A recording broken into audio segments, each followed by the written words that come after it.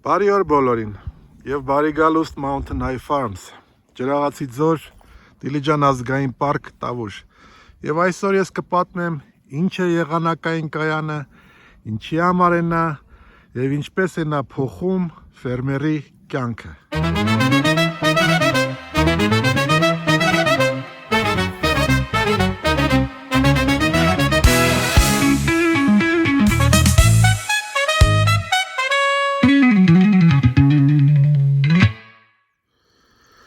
Արոտային ֆերմերի համար եղանակը պարզապես կանխատեսում չէ։ Վաղը շոքի լինելու, մյուս օրը ցուրտ, տաք հագնվենք եւ այլն։ Եղանակն ազդում է խոտի աճի, հողի խոնավության, բույսերի վերականգնման, կենդանիների ջրի պահանջի եւ նախրի տեղափոխման ժամանակի վրա։ Այդ պատճառով մեր ֆերմայում եղանակը ոչ միայն դիտարկում ենք, այլ չափում եղանակային կայանի միջոցով։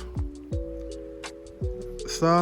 Ambient Weather WS 5000 գեր ժամանակակից եղանակային կայան է։ Այս կայանի հիմնական առավելությունը կոնկրետ տեղային տվյալն է։ Համացանցային կանխատեսումը կարող է ներկայացնել ամբողջ շրջանի եղանակը, մինչդեռ այս կայանը գրանցում է հենց այս կետի տվյալները, որտեղ եւ գտնվում է մեր ֆերման։ Լեռնային տարածքում այդ տարբերությունը կարևոր է։ Նույն օրը հովտում, բաց լանջին եւ անտառի եզրին ջերմաստիճանը քամին ու տեղումները կարող են տարբեր լինել եւ դրանք տարբեր են։ Այս տիպի եղանակային կայանը մեկ սենսորից չէ որ բաղկացած է։ Այն մի քանի չափիչներից կազմված ամբողջական համակարգ է։ Հիմնական համալրմամբ այն ուղղակիորեն չափում է 10 ֆիզիկական ցուցանիշ, դրսի եւ ներսի ջերմաստիճանը, դրսի եւ ներսի օդի հարաբերական խոնավությունը, մթնոլորտային ճնշումը, քամու արագությունն ու ուղղությունը, տեղումների քանակը, արևային ճառագայթումը եւ ուլտրամանուշակագույն ճառագայթման ինդեքսը։ Այդ չափումներից համակարգը ձևավորում է լրացուցիչ տվյալներ՝ ցողի կետ, զգացվող ջերմաստիճան, քամու պոռթկում, անձրևի ուժգնություն եւ տարբեր ժամանակահատվածների կուտակված տեղումներ։ Ստանդարտ արտահանվող աղյուսակում ստացվում է եղանակային 19 տվյալների դաշտ։ Եվ եւս մի սենսոր գրանցում է նաեւ կայծակների քանակը, վերջին հայտնաբերման ժամանակը եւ մոտավոր հեռավորությունը։ Սակայն տվյալների քանակը ինքնին արժեք չի ներկայացնում իրենից։ Կարևորն այն է, թե այդ տվյալներն ինչպես են վերածվում կառավարման որոշումների։ Հիմա սկսենք տեղումներից։ Դաշտը անձրևից հետո կարող է շատ թաց թվալ,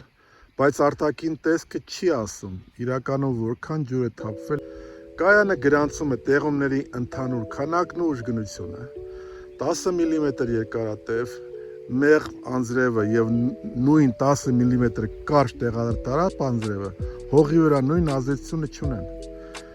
Մեղմ անձրևի ժամանակ ջուրն ավելի երկար է ներծծվում, իսկ ուժեղ տեղատարապի դեպքում դրա մի մասը կարող է մակերեսով հոսել, հատկապես թեք լանջերով կամ սեղմված հողի վրա, հոսել եւ գնալ։ Տեղումների պատմական տվյալները նաեւ ուղղում են մարդկային հիշողությունը։ Ամիսը կարող է անձրևոտ թվալ, բայց ընդհանուր տեղումները լինեն նորմայից քիչ, կամ երկու ուժեղ տեղատարապ անձրևը կարող է ապահովել ամսական ջրի մեծ մասը։ Բույսերի արձագանքը հասկանալու համար պետք է տեսնել անձրևոտ օրերի բաշխումը, ջրի ընդհանուր քանակն ու ինտենսիվությունը։ Ջերմաստիճանի տվյալների կարևոր կիրառություններից մեկը աճի աստիճան օրերի կամ այսպես կոչված GDD հաշվարկն է։ Բույսի զարգացնում ավելի սերտորեն է կապված կուտակված ջերմության, քան պարզապես անցած օրերի թվի հետ։ Այդ պատճառով օրացության 30 օրը միշտ չէ, որ նշանակում է 30 օր նույնարժեք աճ բույսերի համար։ GDD-ն առանձին սենսորի չափում չէ։ Այն հաշվարկվում է կայանի գրանցման օրական առավելագույն և նվազագույն ջերմաստիճաններից։ Բազային ջերմաստիճանն այդ պայմանական շեմն է, որից ցածր բույսի զարգացումը համարում է շատ դանդաղ կամ կանգնած։ Զով սեզոնի շատ խոտաբույսերի և կերային մշակաբույսերի համար հաճախ կիրառվում է 5 աստիճան Ցելսիուս բազան, սակայն այլ տեսակների կամ մոդելների շեմը կարող է տարբեր լինել։ Ուստի ֆերմերը GDD տվյալը միաժամանակ կարող է կիրառել մի քանի տեսակի բույսերի համար առանձին, ինչը հնարավորություն է տալիս հասկանալ, թե տվյալ ժամանակահատվածում որ բույսն է գտնվում աճի, որը հասունացման և որը չորացման փուլում։ Հետաքրքիր է, չէ՞։ Ֆերմերին GDD-ն օգնում է համեմատել սեզոնները, գնահատել առօրյի վերականգնումը և պլանավորել աշխատանքները։ Օրացույցով կարող է լինել հուլիս, բայց բուսականությունը կուտակված ջերմությամբ դեռ գտնվել ավելի վաղ փուլում, ասենք գարնան վերջին, ինչպես որ մեր մոտ է հիմա։ Տեղամասերի նույն 40-օրյա հանգիստն էլ սառը և տաք շրջաններում նույն հացը չի ապահովում։ Մի քանի տարվա տվյալները ցույց են տալիս, թե ինչ կուտակված ջերմության պայմաններում են սկսել ակտիվ աճել կամ դանդաղել աճել բույսերը։ Սակայն չսխալվեք, GDD-ն չի չափում խոտի քանակը և չի կարող միայնակ որոշել տեղամասը պատրաստ է կրկին օգտագործման թե ոչ։ Այն նկարագրում է ջերմային հնարավորությունը։ Աճի վրա միաժամանակ ազդում են հողի խոնավությունը, սննդատարը, արևային ճառագայթումը, բույսերի տեսակները, արածությունից հետո մնացած տերևային մակերեսը և արմատային պաշարները։ Ուստի GDD-ն որոշման ցուցիչ է, իսկ վերջնական գնահատումը կատարում է ֆերմերը դաշտում, ըստ բույսերի բարձրության, տերևների քանակի, զարգացման փուլի և ընդհանուր վերականգնման պատկերի։ Ինչ լավ է երևում։ Քամու տվյալները ևս անմիջական նշանակություն ունեն։ Կայանի ուլտրաձայնային քամաչափը գրանցում է քամու արագությունն ու ուղղության փոփոխությունները։ Քամին ուժեղացնում է գոլորշիացումը, ցրտին մեծացնում է կենդանիների ջերմության կորուստը, իսկ շոգ և չոր պայմաններում արագացնում բույսի և հողի խոնավության կորուստը։ Այս տվյալը կարող է ազդել գիշերային առօրյի ընտրության, ջրի պահանջի գնահատման և դաշտային աշխատանքների կազմակերպման վրա։ Իսկ շոգ եղանակային ջերմաստիճանն ու խոնավությունը պետք է դիտարկել միասին։ Բարձր խոնավության պայմաններում կենդանին ավելի դժվար է ազատվում ավելորդ ջերմությունից։ Եթե կենդանիները արագ են շնչում, հավաքվում են ստվերում կամ երկար մնում ջրի մոտ, տվյալներն օգնում են գնահատել ջերմային ծանրաբեռնվածությունը։ Այդ ընթացքում հնարավոր է կրճատել քայլքի հնարավորությունը կամ հեռավորությունը, ջուրը մոտեցնել և տեղափոխումը կազմակերպել օրվա ավելի զով ժամերի, որպեսզի կենդանիները ջերմային ստրես չստանան։ Կայանի կողմից չափվող արևային ճառագայթումը նույնպես կարևոր է, որովհետև բույսերի աճի էներգետիկ հիմքը ֆոտոսինթեզն է, բայց այն նպաստում է աճին միայն բավարար խոնավության և մյուս անհրաժեշտ պայմանների դեպքում։ Ուստի մեկ ցուցանիշը չենք մեկնաբանում մյուսներից առանձին։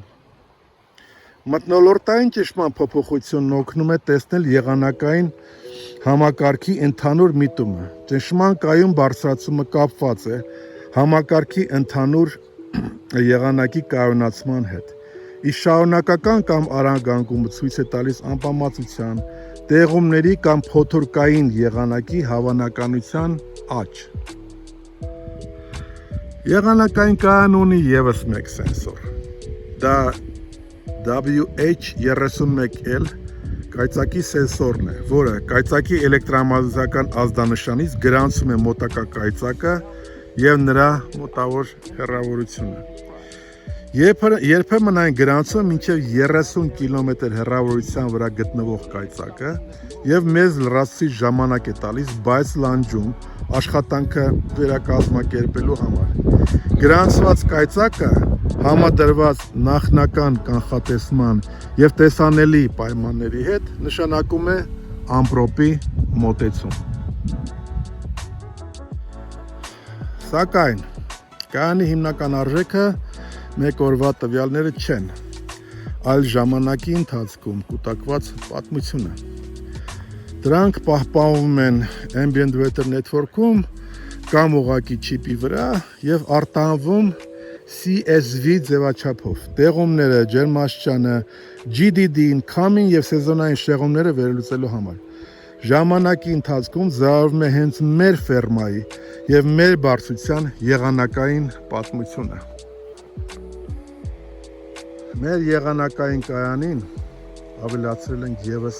մեկ գործիք։ Արհեստական բանականությունը կամ ինչպես մենք ենք կոչում աբոն։ Կայանը կուտակում է տասնյակ հազարավոր տվյալներ։ Աբոն օգնում է արագ ստուգել աղյուսակը, հայտնաբերել բաց թողված կամ կասկածելի արժեքները, հաշվարկել միջինները, համեմատել արժեքները, հաշվարկել GDD-ին եւ արդյունքը համեմատել բազմամյա նորմերի հետ։ Իհարկե մենք աբոին չենք հարցնում, վաղը անձրև գալու է, տալիս ենք կայանի CSV տվյալները եւ հարցնում սեզոնը նորմայից որքան է շեղվել, կուտակված ջերմության բույսերը որ փուլում են, տեղումները բավարար են թե ոչ, իսկ ինչ ռիսկեր կան, որ պետք է ստուգվեն դաշտում եւ այլն։ Օրինակ, վերջին վերլուծության ժամանակ օրացիցով հուլիս էր, բայց կուտակված ջերմությունը մոտ 10-15 օր հետ էր նորմալ զարգացումից։ Իսկ խոնավության պայմաններն ավելի մոտ էին հունիսյան վիճակին։ Աբոն տվյալների հիման վրա ձևակերպեց աշխատանքային եզրակացություն։ Ունենք հուլիսյան ջերմաստիճան, հունիսյան խոնավություն եւ զարգացման որոշակի ուշացում։ Դրանից բխող խորհուրդը հրաման չէ, այլ ստուգման ծրագիր, ուշադրություն դարձնել բաց հողի վրա կչղակների ազդեցությանը, կրճատել արոտում մնալու ժամանակը, պահպանել բավարար մնացորդային տերև եւ դաշտում ստուգել վիճակը հաջորդ հատվածը բացելուց առաջ։ Եվ վերջ։ Արհեստական բանականությունը չէ, որ որոշումներ է կայացնում ֆերմերի փոխարեն։ Այն նշանակում է տվյալները, մշակում է դրանք, ցույց տալիս շեղումները եւ առաջարկում գործունեության տարբերակներ։ Մենք դրանք համադրում ենք հողի, բույսի, կենդանիների եւ տեղանքի վիճակի հետ։ Եթե տվյալն ու դաշտային պատկերները չեն համընկնում, առաջնայինը դաշտային ստուգումն է։ Իդեպ, մեր կայանը Դիլիջան ազգային պարկի տարածքում շուրջ 1900 մետր բարձրության վրա տեղադրված միակ եղանակային կայանն է։ Դրա շնորհիվ այն տրամադրում է Դիլիջան ազգային պարկի բարձրադիր հատվածների համար եզակի տեղային եղանակային տվյալներ։ Մենք մեր կայանը դարձրել ենք հանրային եւ ցանկացող կարող է դիտել եւ օգտագործել նրա տվյալները։ Կան նաեւ ավտոմատ տվյալներ է փոխանցում եւ փոխանակում Ambient Weather Network եւ Weather Underground համաշխարհային եղանակային տվյալների բազաների հետ։ Այսպիսով, եղանակային կայանը ֆերմերի փորձին չի փոխարինում, իսկ արհեստական բանականությունը չի փոխարինում ֆերմերի որոշումներին։ Կայանը չափում է եւ պահպանում է իրականությունը։ Արհեստական բանականությունն օգնում է վերլուծել այդ տվյալները, իսկ ֆերմերը դրանք ստուգում է դաշտում եւ որոշում, երբ տեղափոխել կենդանիներին, երբ սպասել եւ երբ փոխել նախնական ծրագրերը։ Հենց այդ համադրությունն է նվազեցնում ենթադրությունների բաժինը եւ օգնում ավելի հիմնավորված կառավարել էկոհամակարգը, այսինքն արոտը, ջուրը եւ կենդանիներին։ Լրացուցիչ կարող եք նաեւ դիտել մեր նախկին տեսանյութը, որը նույնպես վերաբերվում է եղանակային մեր կայանին եւ արհեստական բանականության համագործակցությանը, հղումը կերևա հիմա այս տեսանյութի վերևում։ Ես շնորհակալություն եմ հայտնում մեզ հետևելու համար եւ խնդրում եմ բաժանորդագրվեք մեր ալիքին, դա դժվար չէ սեղմել կոճակը եւ բաժանորդագրվել։ Մեր հիմնական դիտողները նույնիսկ բաժանորդագրված չեն, իսկ դա մեր համար կարեւոր է։ Խնդրում եմ նաև հետևել մեր կայքեջին, այնտեղ մենք տեղադրում ենք մեր աշխատանքի մասին տեղեկություններ, ինչպես նաև հոդվածներ բաժնում, կարող եք կարդալ բոլոր հետաքրքիր նորությունները, որը վերաբերվում է վերականգնողական արոտավարությանը, որով մենք զբաղվում ենք։ Ինչպես նաև խնդրում եմ այցելել այս տեսանյութի տակ տեղադրված հղումով մեր համացանցային խանութը, ծանոթանալ տեսականու հետ մեր արտադրանքի եւ մեկ հպումով ուղղակի գնել եւ այն անմիջապես կբերեն ձեզ մոտ։ Իսկ եթե մտնեք մեր կայքեջի հղումով որտեղ գնել բաժինը, ապա կծանոթանաք բոլոր այն սուպերմարկետների ցանցերի անուններին, որտեղ վաճառվում է մեր բարձրակարգ ամբողջությամբ բնական սևանգուսի միսը։ Ես շնորհակալություն եմ հայտնում եւ կտեսնվենք։ Իդեպ, ով նկատել է մեր տեսանյութի ֆորմատի փոփոխությունը, խնդրում եմ գրեք ինչ եք կարծում։ Շարունակենք։